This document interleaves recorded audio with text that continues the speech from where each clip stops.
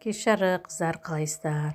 Мен дейтін қолдан дүкеннен сармай сатып аламын да, осылай гхи майын жасап тұрамын. Гхи майын жасау өте оңай.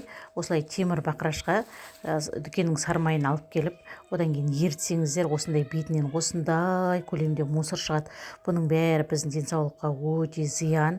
Ішімізге кетіп жатыр. Балада, шағада, қазір үлкенде, кәріде, жаста ауруға қарап жатқан жоқ. Осындай химикаттардың кесірінен міне осылай майды міндетті түрде баяу отта ертіп, әбден үлкен қасықпен былғап тұрасыздар.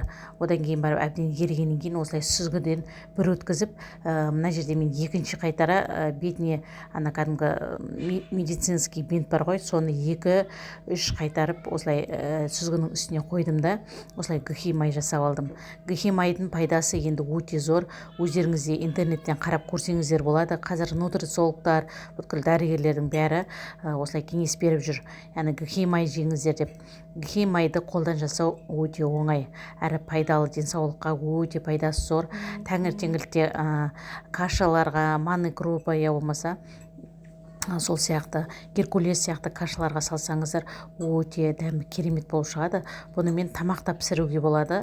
Қыздар, сіздерге кеңес берем, осылай жасап шығыңыздар. Мына жерде міндетті түрде астынан су шығады, одан қорықпаңыздар. Май қатқаннан кейін ортасын шпажкамен тесіп, міндетті түрде суын төксеңіздер болады.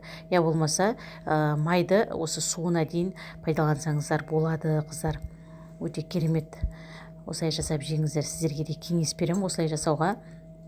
Қазіргі кезде осы нутрициологтарда, басқа дәрігерлерде көп айтып жүр осы гхи май жайлы. Сондықтан мен үнемі осылай дүкеннен май әкелген бойда бірден жеместен міндетті түрде ертіп осылай сүзіп аламын. Одан кейін пайдалана беремін. Тамаққа саламын, балалардың кашасына да араластырып осылай пайдаланып жүрмін. Сіздерге де осылай жасауға кеңес беремін. Түсі де әдемі, ешқандай қорқыныш жоқ ары қарай жеуге. Баршаңызға көп рахмет. Менімен болғандарыңызға осындай лайфхактармен бөлісіп тұрамын.